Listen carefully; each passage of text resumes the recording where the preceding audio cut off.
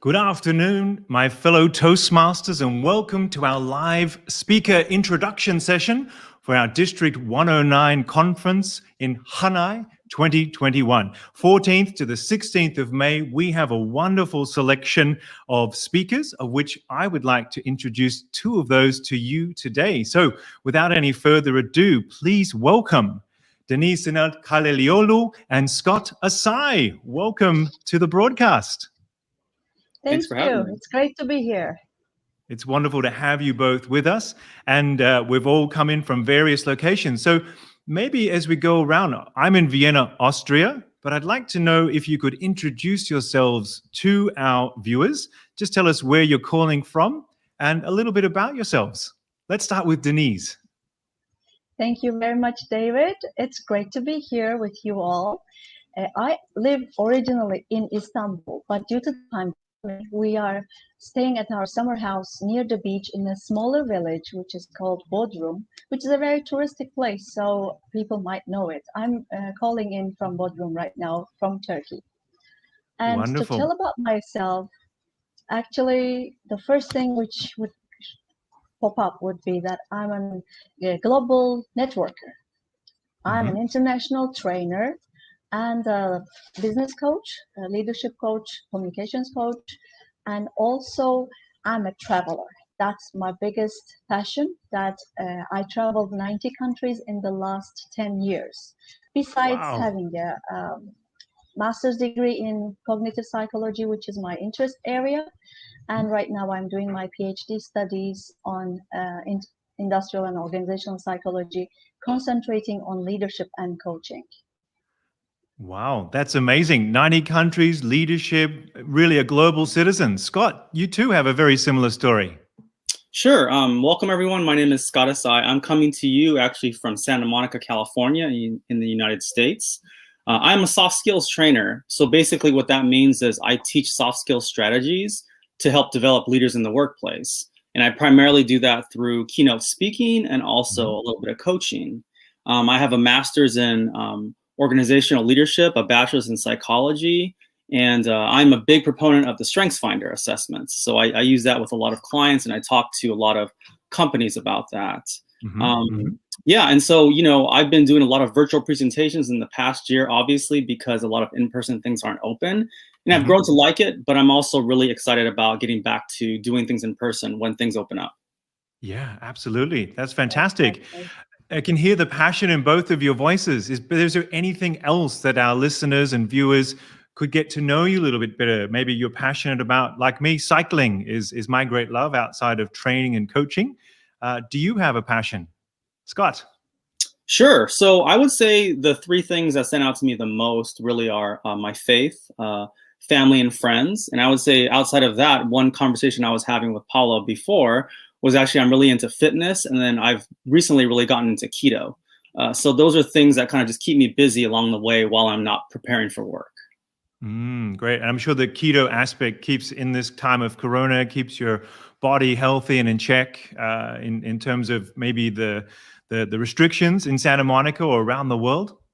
Yeah, I mean, you know, it's something I was sharing with her earlier that I've been doing for almost 2 years now. So it started out as like a 30-day challenge, and I liked it so much I continue to do it. So it actually serves, you know, just my health well. And it's kind of a challenge that I really enjoy keeping up. Great. Thank you. Deniz, what about you? What are you passionate about? Actually, I am passionate about being passionate. I totally believe in living to the fullest as much as possible. Do as much as possible. Whatever you're doing, go till the deepest version of it. So that's why in learning and development, I'm seriously passionate. And I've been doing Toastmasters on one side, PhD on the other side, a lot of certificate programs in more business environments, especially following the Association for Talent Development courses. And besides that, of course, I'm passionate about my family. First of all, my little girl, who is already 1.5 years old. And Wonderful. I'm also passionate about animals. So now we have a little doggy, just 4 months old.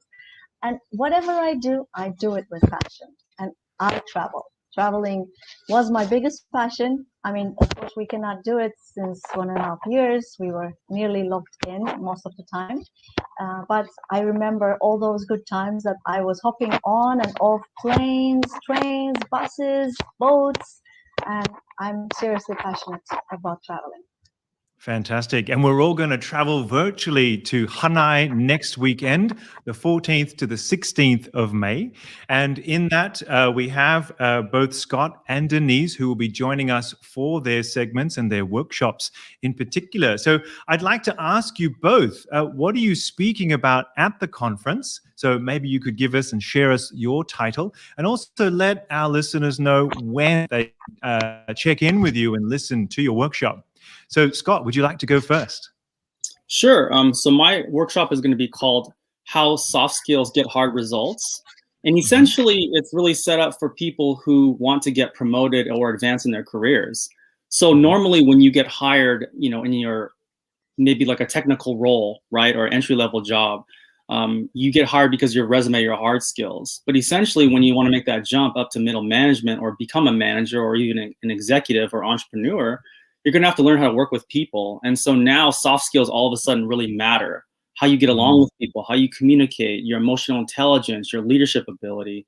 So I feel like this is something that I'm really passionate about, because I feel like soft skills are going to work for you in any industry. So I want to be able to equip people to be at the point where they can step into those roles and succeed.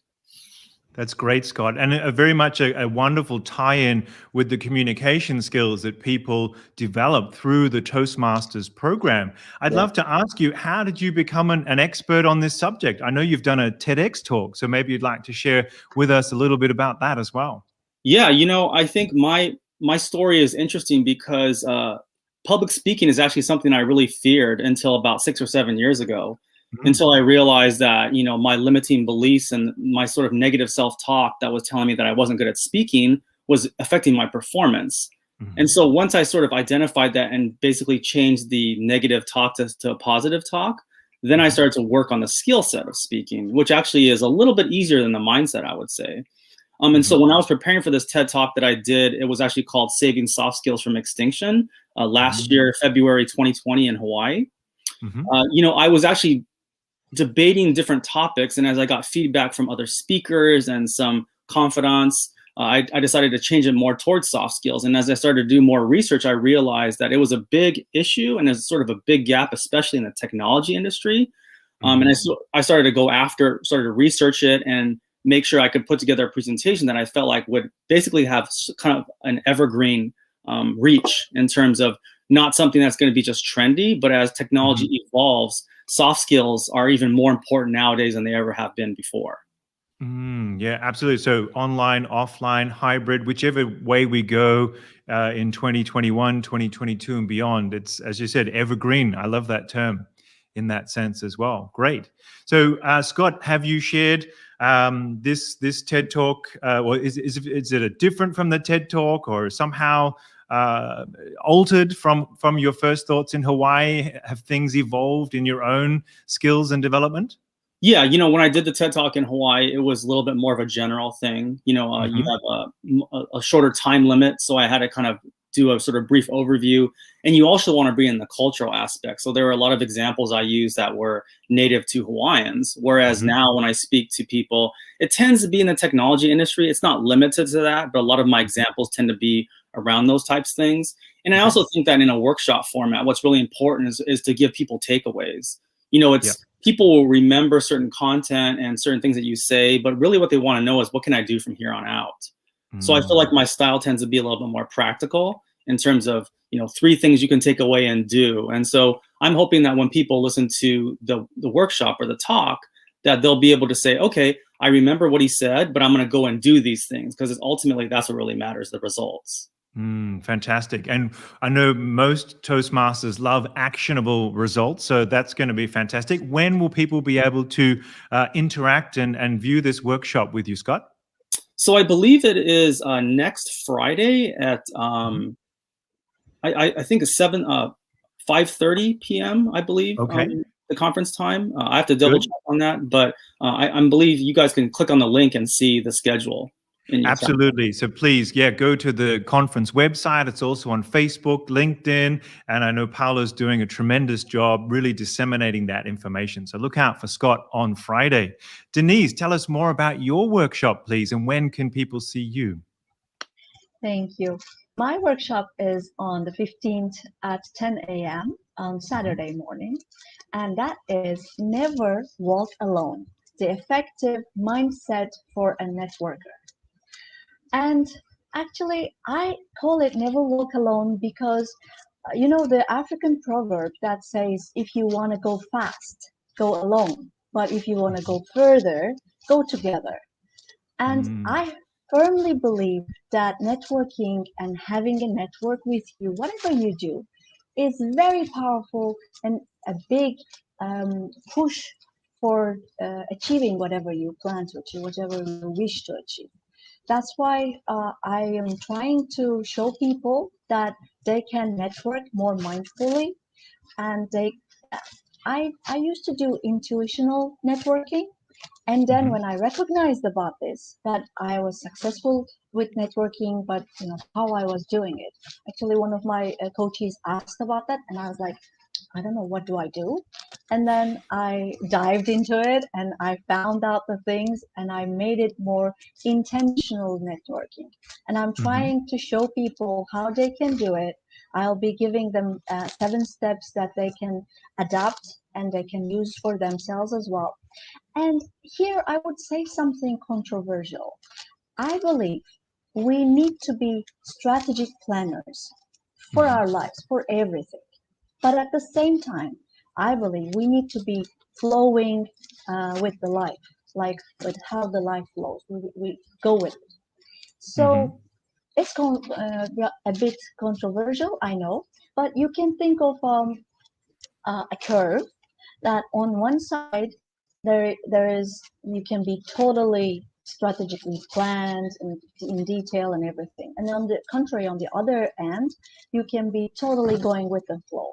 But in the middle, where you're really planned and that allows you to go with the flow, that is where the achievement happens, the performance happens.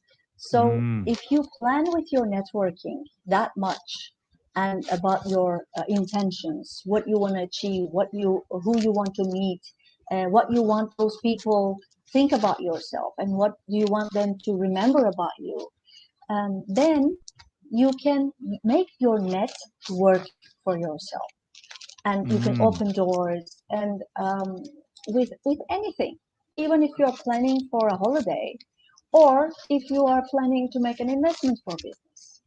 And I highly believe the value of networking, and that people need to live fully the moment, make use of every moment, and fill their lives with other people and walk together. That's wonderful, Deniz, and especially true knowing a little bit about you. We met a few years ago. I think it was in Greece, and you've really done and lived that example in the fact that you have created Toastmasters within Turkey, as I understand. So really bringing in this power, not only of intuitive network, but intentional networking now, and being strategic in growing Toastmasters within Turkey. So I'm guessing that this is really been a walking the talk journey for you in networking. Was it hard, with Toastmasters in those early days in Turkey? Exactly. I'm so happy that you brought this up, David, because I joined Toastmasters right after university when I get my backpack and went to USA just for the life experience, just to understand what I want for my life, at least what I don't want for my life. And in that journey, for a couple of months in the beginning, I met some Toastmasters people in New York when I was shortly living there. And I became a member at the end of 1999, 2000. And after I returned back from the USA to Turkey, to Istanbul, there was no Toastmasters club, to my surprise. I mean, it was a big, big city. So I was searching for it, wondering, and then I recognized that there is a club in Ankara, which is my home city where my parents live, that I lived, studied, and I never recognized that they have a club there. never write about Toastmasters. And when I visited one time to my parents, I met the Toastmasters people in Ankara. They told me there was somebody else who came from abroad that wanted to have a club in Istanbul. Would you like to have his number and maybe you do something? So I called the guy. We tried to found the first Toastmasters club in 2000.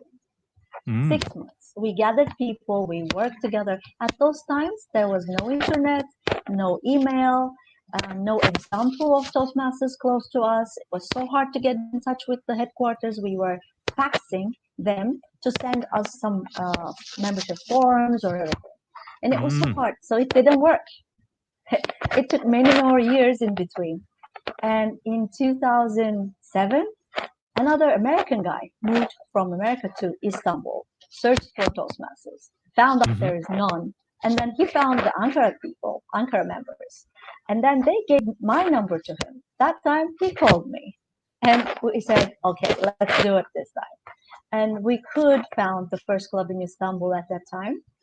And Great. since then, I've been trying to support other groups of people to found new clubs. I founded more than 10, 12 already, and some of them are still active and powerful. Some of them died after a couple of years, and it was really a big effort, and it was really hard. But thanks to my networking abilities and thanks to my network, it really supported this movement. And now we are bigger and better, and we are soon joining the District 109. Great. That's wonderful news to hear. And congratulations on all that. So really the power of your networking, Scott, the power of the soft skills and how we can really integrate and utilize these skills in our everyday lives. As you said, with emotional intelligence, with passion, you both bring that. So thank you for your thoughts there as well. As we know, our conference title is Lead with Divergent Thinking. And I'd like to ask you both. I mean, I had to look up the word divergent, really outside of the box, something new, creative, words that come to mind. So let me ask you, do you have a divergent thought or an idea, even a quote that you'd like to share with us? Scott. Sure. So I believe when I looked this word up too, the first thing that came to my head is that I believe that the best leaders in any industry are the most self-aware. So if you can go across the board, I believe that the leaders who really excel in any industry or any company or any job are the ones who are really aware of what their strengths and weaknesses are, and they are very strategic about leveraging what they're good at and also asking for help and or delegating the things that they're not good at. And so I think that's something that I really tried to carry on through my life in terms of doing more of the things that I enjoy doing and really are successful at. And the things that I'm not, I just can admit that and move on and ask for help or, delegate that out, because we're not made to go things alone. Deniz could back that up. And a lot of it is going to be, we're going to be as good as the people that we surround ourselves with. Right. So I found that, for me, I learned about something like the Strengthsfinder, which is basically an assessment that tells you what you're good at. And once I figured out what those things were, I decided to stick more of my time in those areas because I felt like I was getting better results. And internally, I was getting much more of a reward from those things. Great. And I know I share a lot of your leadership thinking, and I'm familiar with the Strengthsfinder, especially the 2.0 version and Marcus Buckingham's work. And for me, as a voice coach as well, an executive coach, it really is about taking people further with those strengths. And then you find that maybe other aspects either are less needed or somebody else fills those gaps as well. So thank you for sharing that with us in that sense as well. And Deniz, let me ask you as well, a divergent thought or question, quote you'd like to share. Thank you. Before I pass that, I would like to comment something on Scott's. The lesson that I took at my PhD class last term was leadership psychology. And the Strengthsfinder 2.0 was one of our core resources. And I had the chance to work deeper on it. And I totally support you, totally believe that this is very, very strong, powerful tool. And my divergent thinking that I would like to share with you. I mean, you can say it's maybe too much, but I believe anything is possible. And I believe anybody can believe in themselves to do anything, whatever you want, whatever you decide on. And of course, anything has a price to pay.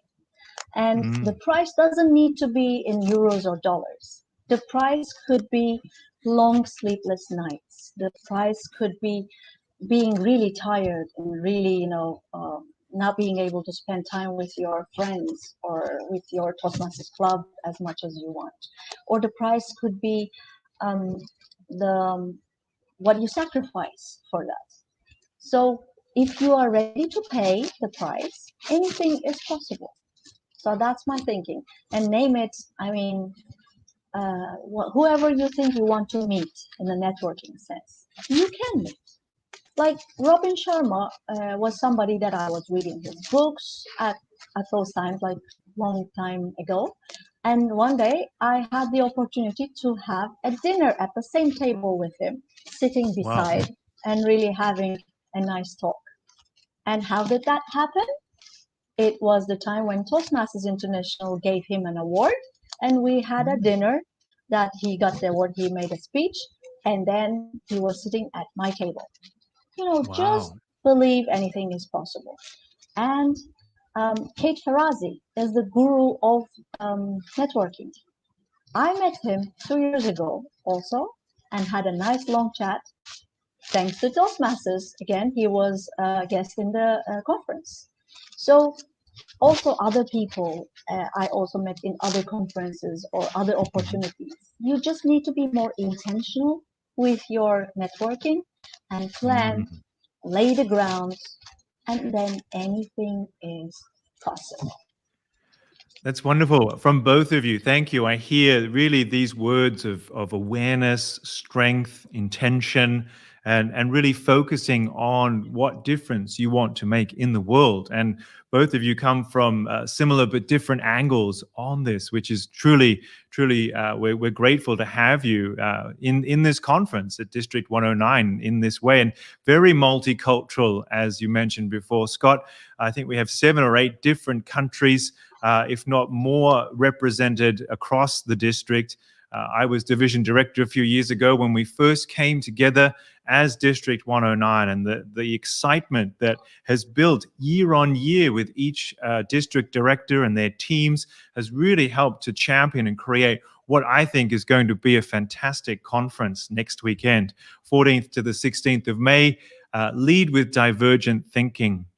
One of the conference's missions that I'd like to now ask you both about is the Aristotelian triad of our ethos, pathos, and logos. And of course, adding in kairos in the middle, saying the right thing in the right place at the right time. And Deniz, it sounds like if you had Robin Sharma, who I really fell in love with his 5 a.m. club. I get up at 6 a.m. now, I will admit, but I'm still doing the work that he mentions in the 5 a.m. club book around journaling and exercising and really reading and absorbing things and information. So kairos, this saying the right thing in the right place, the right time. Maybe you had that opportunity, but of the 4 aspects that Aristotle gave us over 2,000 years ago, is there one that speaks to you more from the ethos, the pathos, the logos, or the kairos?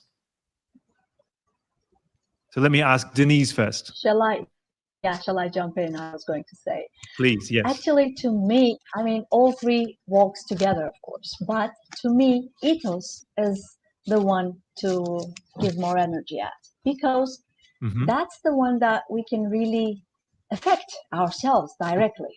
Because it is to build up your credibility, that you can do it with yourself and develop your competence and have the positive intentions and create, have empathy and then appear credible. It is something with ethos that, we are able to affect directly.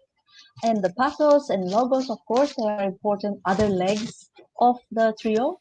But creating the emotional intelligence, influence, it is something to do after ethos, to my understanding. So I would say like this. Great, great. So bring that ethos. And I mean, you're working on your PhD. You've done so many different things. I think you got that credibility there. So wonderful. Scott, what's your impression of the triad, or maybe Kairos is something you prefer? What are your thoughts? Yeah, when I looked at the three, I'm going to say the one that stood out to me the most was the pathos. And I think because that really appeals to the emotion. And when I think of that, I think of feel, I think of branding, I think of what we remember. And I know, ever since we've sort of shut down worldwide and we started to go virtual, right? Doing a lot of Zoom connections, and even networking has gone virtual also, right? Could be through phone call, but most of the time it's through something like a Zoom or some type of video chat. What I've found is that as a speaker, it's actually more difficult to speak virtually than it would be in person. And the reason why is because we don't have that feedback as speakers anymore. We can't make eye contact with people. We can't read their body language. We can't see them, with, dozing or getting uncomfortable or fidgeting in their seat, right? We just have to actually talk to the camera as if everybody is really engaged. And so I believe that people's energy level and their ability to connect people has to be even stronger nowadays. And so I think in this conference, what's unique, I know for myself, I'm obviously not presenting in person, is I have to make sure that my energy level is at a point where the person who's listening to me feels like they can relate to what I'm saying, regardless of if they want to apply it or not. I think what's important is I need to be able to give them enough relatable examples where they can resonate with, and so that they feel like they can apply these things to their own lives. That's great. Absolutely, Scott. Yeah. And you're absolutely right that in this virtual environment, I remember doing my first video. I've been doing them for a few years on LinkedIn. And the first one I thought was rubbish because there was no energy to the camera, the small spot. And now myself as a trainer, really right even now, focused on this webcam, energizing, trying to engage, interacting with you both on other, we're all at different points of the world. So really great. Thank you to you both. Again, thinking about, what the triad means to you for those who are watching now. Perhaps you really want to tap into your logos, the information, the sources, the stats, but mix it as we're hearing from both Deniz and Scott.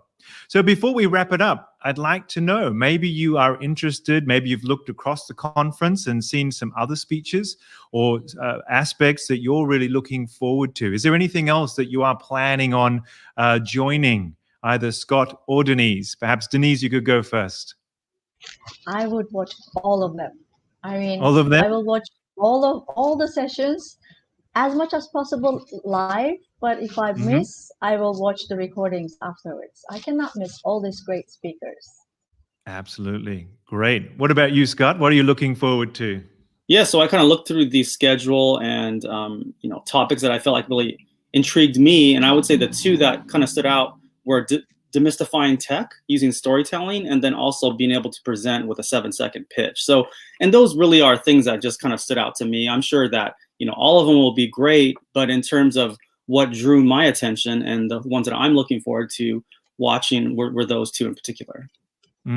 Fabulous. Yes. I must admit, with the craziness of my own life, I've committed to moderating parts of the conference, and I'm still yet to absorb. But I think from both of you, I'm really looking forward to the impact that I think you are both going to have for all of, and as I've understood from Paula, who's in marketing, we have over 700 people currently registered to attend the conference. I mean, this is for us unbelievable, and I think a mark and testament to the whole team here at District 109 for Hanai 2021, who are leading with divergent thinking and really getting the word out there. So I'm hoping that you can invite people from all over the world that network like crazy, and get to know both Scott and Deniz in this moment here as well.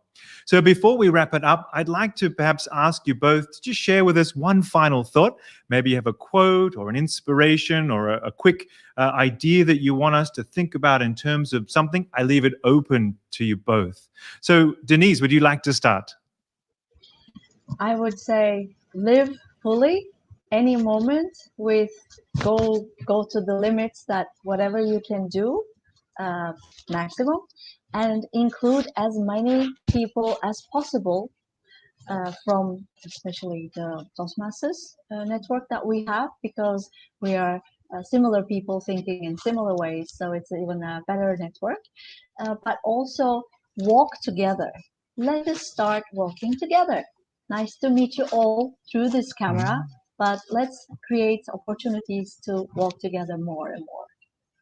Absolutely. And you'll never walk alone, as is the song too. As a former singer, I won't sing it, but maybe one day. Scott, would you like to share with us a final thought?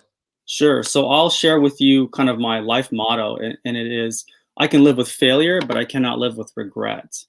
So essentially, when I look at my life, when I'm much older, I don't want to look back and feel like I didn't do what I said I was going to do. I don't want to have any regrets about things that I didn't pull the trigger on. And as an entrepreneur, there's a lot of things that I've tried that haven't worked out, but I don't regret those types of things. So I would just say to all of you who are planning to attend, ideas to some degree are a little bit overrated. It's action that creates results. And so I wouldn't be afraid to pull the trigger on certain things that you've been thinking about, especially in terms of your career aspirations, because if you try them and they don't work out, sometimes that's good. That's good feedback. But if you don't try them, you're probably going to look back on your life and really regret that you didn't. Absolutely. Great advice. Thank you, Scott. Thank you, Deniz. And really, if you have not taken action right now and registered for our District 109 Conference, Lead with Divergent Thinking, please do so. The registrations are still open, but not forever. So the clock is ticking and time is counting down. We have an action-packed 3 full days from the 14th to the 16th of May. So please look at Facebook, LinkedIn, look at the conference website. If you are a Toastmaster, sign up, take a role, take action. I'd like to especially thank my guests today, Scott Asai and Deniz Senelt Kalelioglu. Thank you so much and enjoy your weekend. Bye for now, Scott and Deniz. See you Thank next you. weekend. See you next week. See you soon.